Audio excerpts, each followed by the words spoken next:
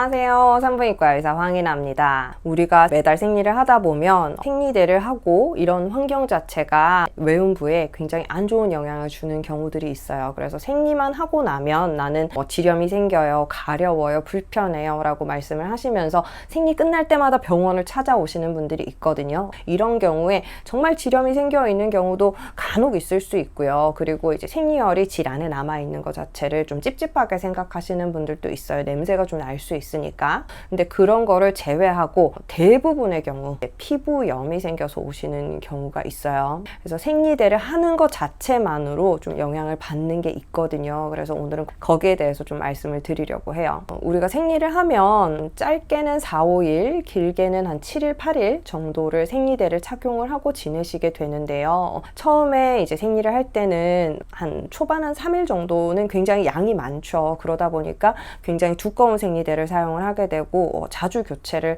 해야 되는 불편감이 있어요. 겉으로 표시날까봐 좀 신경이 쓰이기도 하고, 어떻게 이제 생리대를 잘못 붙여서 생리혈이 새거나 이러면 굉장히 당혹스럽죠. 이런 것 때문에 스트레스를 받는 분들이 꽤 많이 있어요. 그래서 이런 부분 외에도 생리대를 사용하는 것만으로 나쁜 영향을 줄 수 있는 부분이 있어요. 대부분의 경우는 괜찮아요. 우리나라는 대부분의 여성들이 한 90% 정도는 그냥 생리대를 사용을 하시는 것 같아요. 탐폰을 쓴다든지 생리컵을 사용한다든지 이런 분들이 굉장히 드물죠. 탐폰을 쓰는 것도 특수한 경우, 수영을 한다든지 물놀이를 갔다든지 운동을 한다든지 이런 경우에만 일시적으로 사용을 하시는 분들이 많고, 아예 나는 탐폰만 써요 이런 분들은 굉장히 드문 것 같아요. 그런데 생리대를 계속 하다 보니까 이런 여름철이 되고 땀을 많이 흘리고 습한 환경이잖아요. 이런 상황에서는 외음부염들이 생겨서 오시는 경우가 많아지는 것 같아요. 우리가 생리대를 하게 되면 심해서 병원에 오시는 분들도 있지만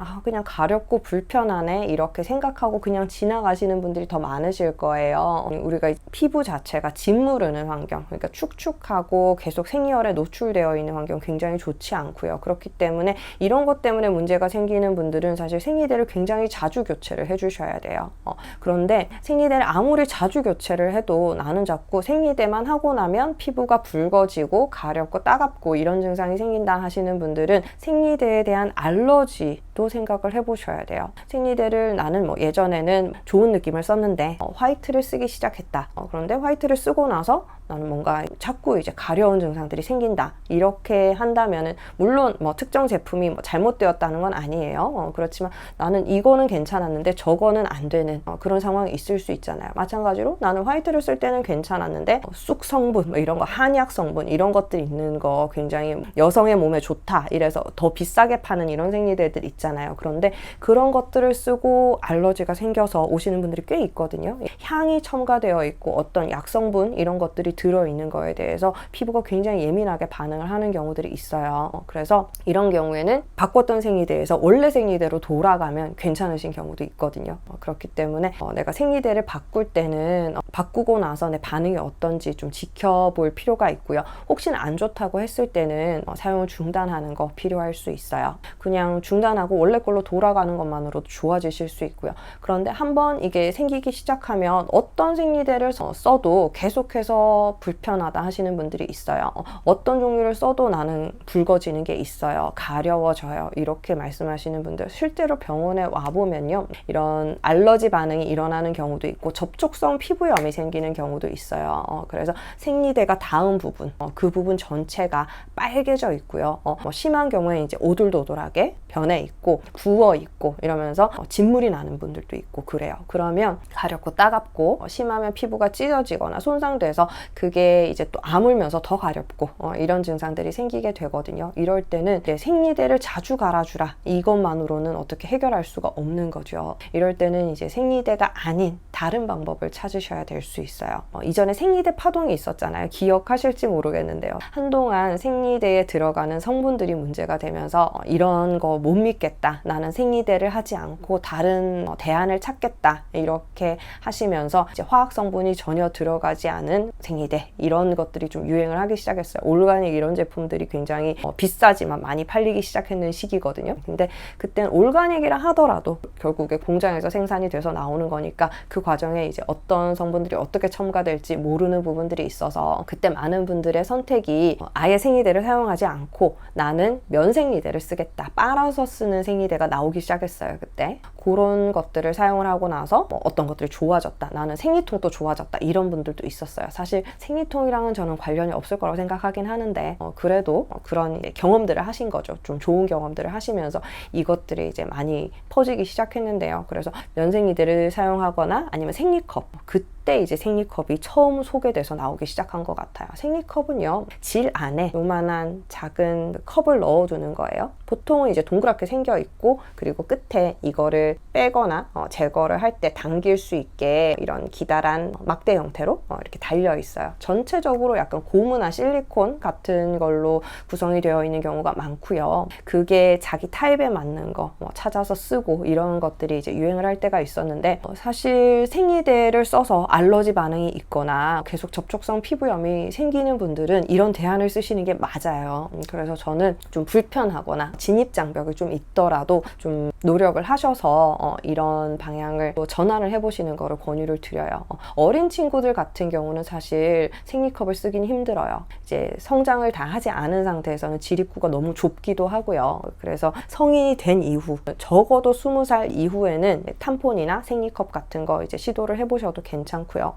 일단 이거의 장점은 생리혈이 바깥으로 새어나오지 않는 게 가장 큰 장점이죠. 그러니까 나의 연약한 피부에 생리혈이 전혀 닿지 않는다. 그리고 생활을 할 때 생리대를 해야 되는 것도 아니고 생리혈이 밖으로 나오는 게 아니다 보니까 굉장히 편하죠. 운동을 하더라도 내가 어떤 흰 바지를 입더라도 이런 것들이 새지 않을 거라는 생각이 있으니까 굉장히 마음도 편하고 좋아요. 그래서 이렇게 습관이 드신 분들은 다시 생리대로 돌아가기가 힘들다고 하시더라고요. 어쨌든 이렇게 외음부, 피부 자체에 피가 닿지 않게 그리고 생리대가 계속 닿아서 이제 통풍을 방해하거나 어떤 화학 성분들이랑 계속해서 접촉을 하거나 축축한 환경을 만들거나 이런 거를 하지 않는 거 굉장히 도움이 되거든요. 그래서 그런 것들을 시도해 보시는 거 굉장히 좋고요. 면생리대는 그냥 어린 친구들한테는 좀 좋은 선택일 수 있어요. 이게 좀 번거롭기는 해요. 면생리대를 사용하고 또 다시 가져와야 되잖아요. 그죠? 집에 있을 때는 상관이 없어요. 집에 있을 때는 사용하고 엄마한테 빨아달라고 하면 되잖아요. 그런데 외부에서 생활을 할 때는 이거를 가지고 있다가 내가 썼던 거를 또 버리지 못하고 또 가지고 와야 되고 비닐봉지 챙겨서 넣어서 가지고 오고 이런 것들이 좀 번거로울 수는 있겠죠. 그리고 뭐 냄새가 난다든지 내가 그거를 핸들링하는 거라든지 이런 것들이 조금 힘들 수는 있는데 그래도 일회용 생리대를 사용하는 환경에 비해서 이게 또 피부에는 좀 더 좋을 수 있어요. 그래서 내가 생리대를 사용하면서 자꾸 트러블이 생긴다 하시는 분들은 이제 써볼 수 있는 대안이기도 해요. 근데 면생리대의 문제점은 그 전에 제가 리뷰를 할 때 제가 난리 났던 얘기를 한번 해드렸거든요. 그래서 면생리대를 쓸 때는 항상 이게 흡수되는 것이 기존 일회용 생리대와는 굉장히 다르다라는 거를 알고는 계셔야 돼요. 이게 양이 많지 않을 때는 사실 뭐 얼마든지 사용할 수 있을 것 같아요. 그런데 양이 많을 때 특히 이제 자세가 많이 바뀌거나 이럴 때는 면생리 때는 잘 고정이 되지 않아요. 그래서 빙글빙글 돌아가거나 두께가 있다 보니까 이제 겉에서 표시도 더 많이 나고요. 이런 이제 단점들이 있는데 그래도 피부에 닿는 느낌은 그냥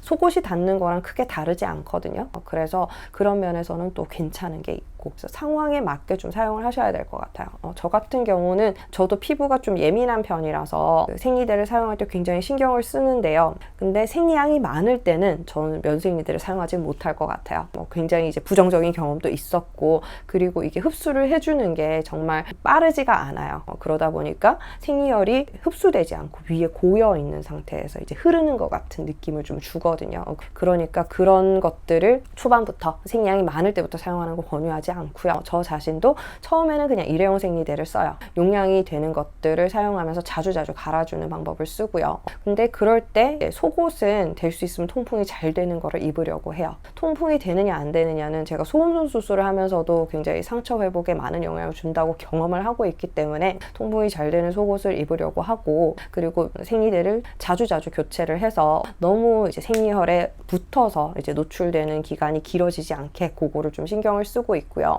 생량이 줄어드는 한 4일째, 5일째부터는 아예 면생리대로 사용을 하고 있어요. 그래서 외출을 할 때는 좀 곤란할 경우가 있을 수 있어요. 그래서 번갈아서 사용을 하기도 하는데 집에 있을 때는 면생리대를 하고 있으면 피부의 자극은 적어지는 것 같아요. 그래서 이런 염증들을 좀 예방할 수도 있고 약을 먹거나 연고를 바르거나 이런 상황을 만들지 않을 수가 있게 되는 것 같아요.